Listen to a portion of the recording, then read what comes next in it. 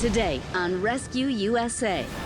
When Hurricane Florence flooded North Carolina, the U.S. Coast Guard rushed in. 560, I've got 2 people down here that need to get out. We all joined the Coast Guard to save human lives, and it's a bonus when we can do other than that too. And later, once the storm passes, more heroes step in to help clean up. You see the local community coming out and helping each other. That's the part that I love. The heroics performed by our armed forces in many cases is unmatched.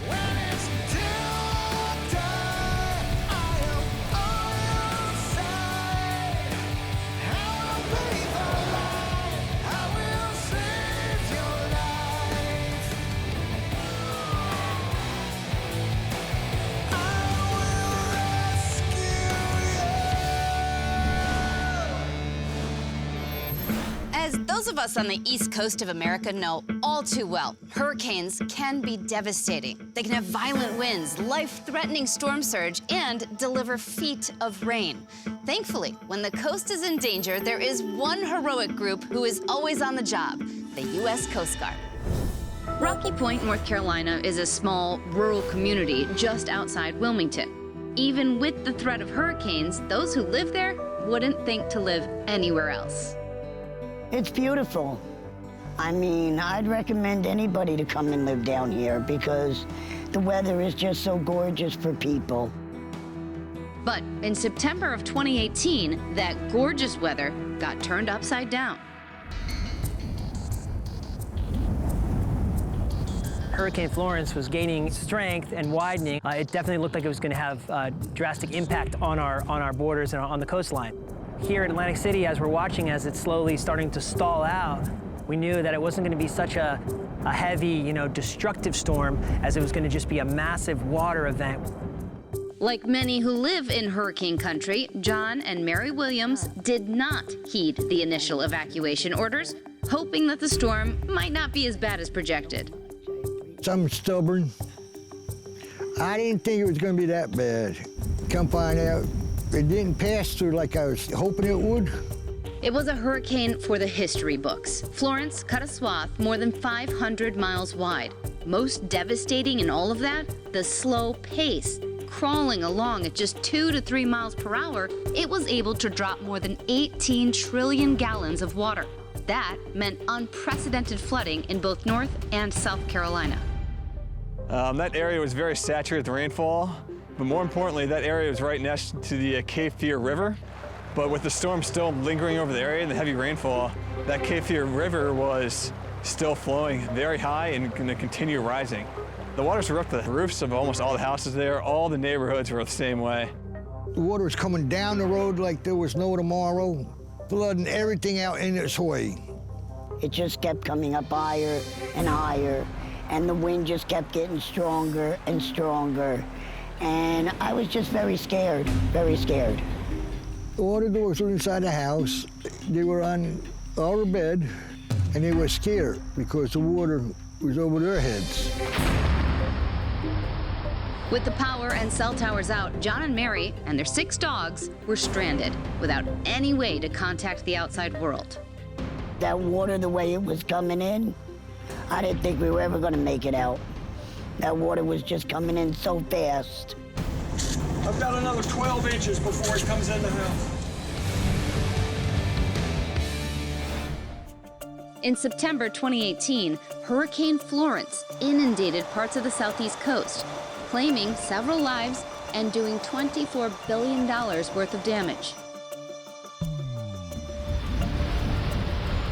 North Carolina was the hardest hit.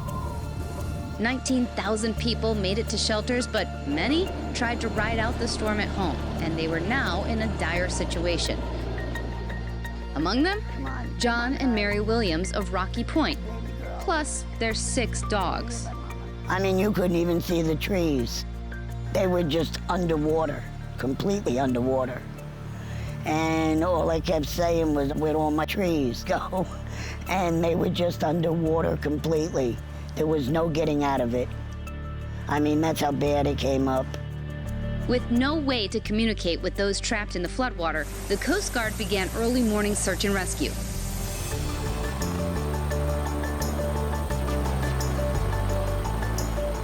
We're doing what we call a first light flights, where as soon as the sun breaks over the horizon, we're taking off and we're going to find people.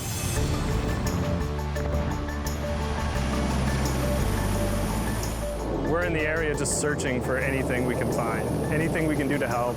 With everything underwater and no way to make contact with survivors, these kinds of rescues are often like looking for a needle in a haystack. So when we got on scene there, those houses had water up to the roof. It didn't take long for us to see the people in those houses waving for help. A lot of people were in the area, so you start seeing people poke their head out the windows and maybe take a step out in the water. The second they see a helicopter, one person pops their head out. The next thing you know, there's 5 families there, waving their hands for help.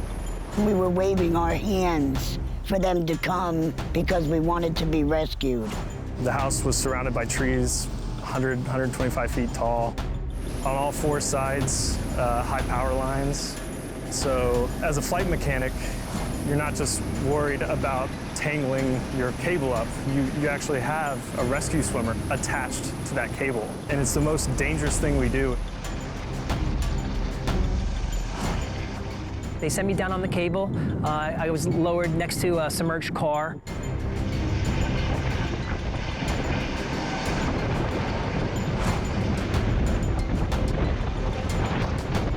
I was able to traverse through the water up to a porch where I met this guy.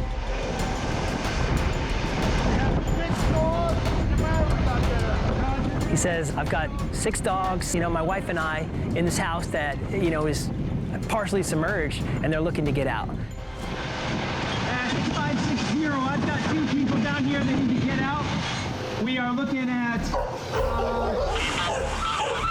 5-6. It looks like a whole bunch of boxers, a couple of left.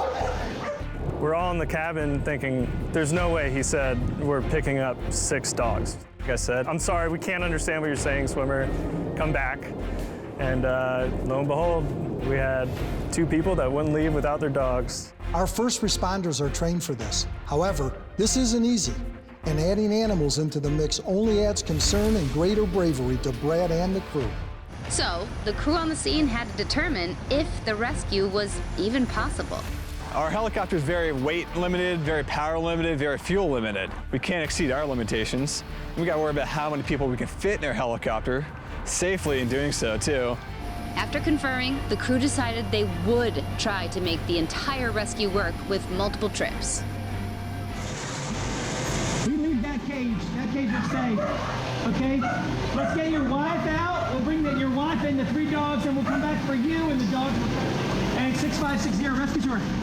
Yeah, Roger, I'm trying to get the female out now. We're looking for the basket to come down. I'm gonna try to load the female into the basket with a couple of these dogs. It becomes very intricate as far as how we're going to get this basket to the safest location to not put these people any more risk than we have to.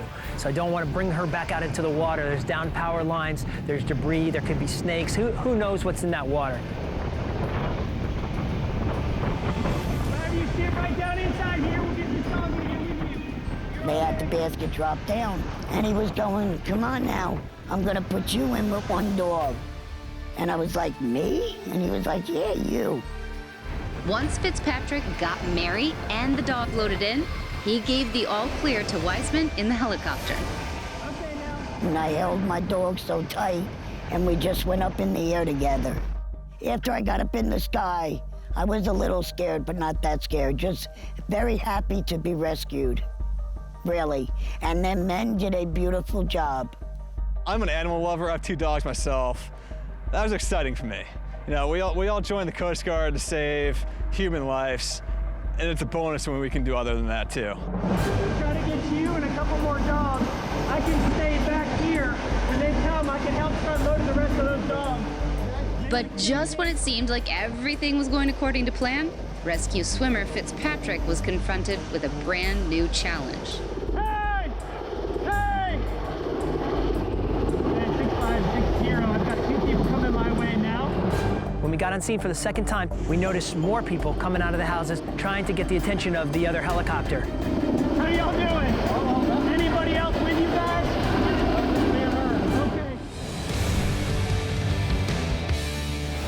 After Hurricane Florence slammed into North Carolina, rescue swimmer Brad Fitzpatrick and his team from the U.S. Coast Guard were on a daring mission to rescue survivors. As they were attempting to airlift a couple and their 6 dogs out of a flooded area, they realized that there were still so many other people who needed their help.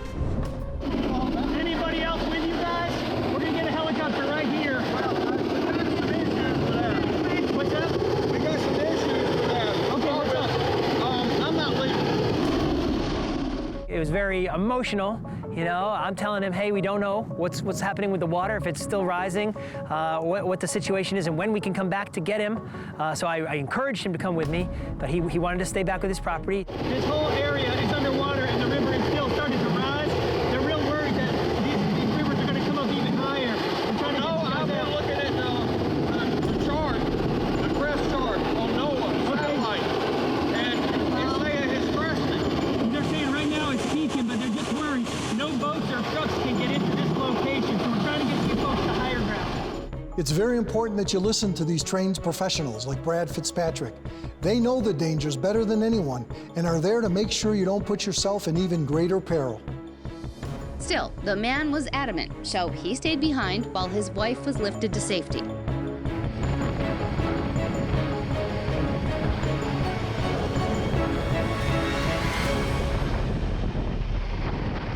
Once she was lifted up, Lieutenant Smith brought the helicopter back for John Williams.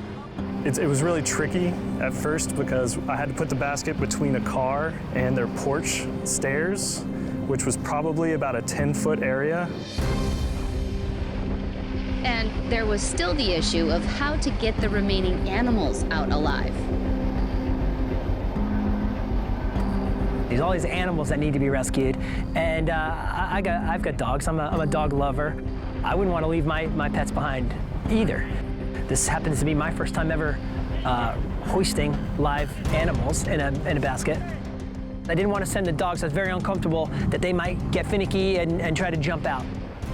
Which is exactly what happened. So when one of the dogs got spooked, Fitzpatrick secured him back at the house so John and the other dog could be pulled out to safety. With 4 more dogs remaining, the crew welcomed help from other rescue divers. And in no time, the dogs were being whisked away and eventually reunited with their owners.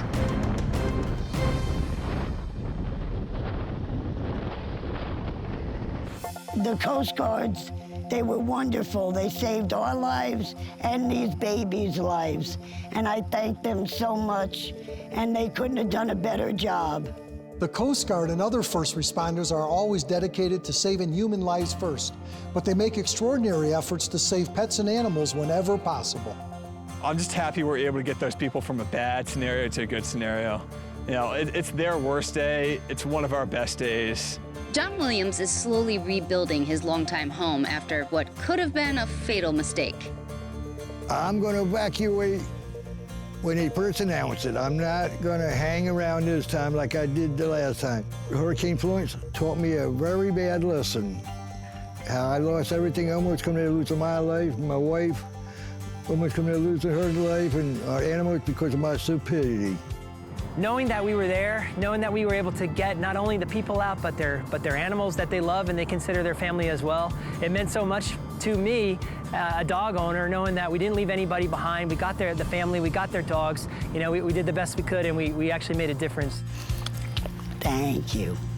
Thank you. That's very nice of you. Thanks to the readiness and bravery of the United States Coast Guard, as well as other federal and state agencies, John and Mary Williams and thousands of other survivors came through Hurricane Florence with their lives. I think my dad's a hero because he goes out every day and he saves lives, even though it's upsetting when he's not around. I love him and think he's a hero. Awesome, buddy. In 2018, 500-mile-wide Hurricane Florence hit the East Coast, devastating towns and causing billions of dollars in damage.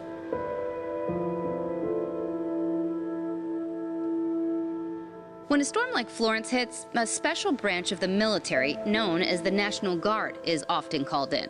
They serve a number of different roles, including helping people and first responders tackle that daunting task of cleaning up and forging ahead after a storm. When we first initially rolled up in here, we came down as a security force package to help to aid the local police force. After the first couple of days, we transitioned into logistical support. Logistical support covers basics like passing out food, water, and supplies. And then as you start assessing and evaluating your home, we're going to give you more support and those things along that line, you know, patch up holes in your roof and things, make sure everybody is comfortable at night, so hence the tarps and blankets. And then our third tier that we've moved into now is cleaning supplies, hygiene kit. Often called civilian soldiers, the National Guard differs from other branches of the military.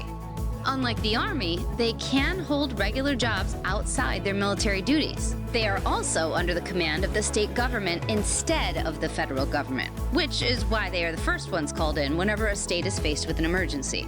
That's the other thing is the local New Bern Police has been very helpful in supporting us in everything that we need. All of the first responders here, fire, EMS, Red Cross, everybody is here just to help. You see the local community coming out and helping each other, and that's the part that I love, is neighbors coming out to help neighbors and everything. I think that's fantastic. And while it's the National Guard's job to support local agencies in times of crisis, there is another group whose job it is to support the National Guard, as well as the entire armed forces. The USO, or United Service Organization, was started during World War II as a means to provide entertainment, programs, and overall morale support to the families and members of the U.S. Armed Forces.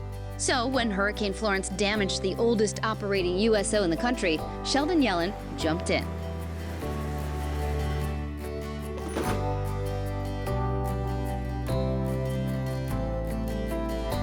They had the honor of helping this organization that does so much to help our men and women in uniform. Everything good? Yep. Thank you for all that you're doing. How are you? You good? Everything good? Yes, sir. Thank you for all that you're doing. No problem, man. Thank you. No problem. When you look across this country of ours and you see the opportunity that you see, it is from our military, it is from our first responders that allow the semblance of order in our society to take place and to allow us the opportunities in front of us. That's why it's an honor to be here today. Our mission is to connect our men and women in uniform with their home, with their family, and with the nation. I mean, you guys represent the nation. Without your trust and belief, we don't get to perform. And so for that, know that we're grateful, and it's an honor for us to be able to serve you.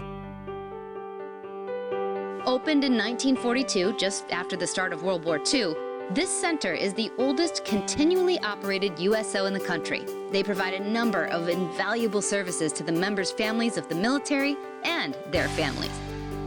These programs include literacy for children, job services, and relocation assistance, not to mention giving aid and support to the men and women of the military while they are giving aid to others. We all have a heart for the military, support them, and we weren't going to let Florence stop us from doing what we're doing. It's our pleasure to support them when they're out there. These people are given the best they got to give in some of the worst of times. And I want to quietly say to you, you are heroic. And we thank you. We salute you, sir. Thank you very much. And we salute you. She's a hugger. Get over here. Get over here.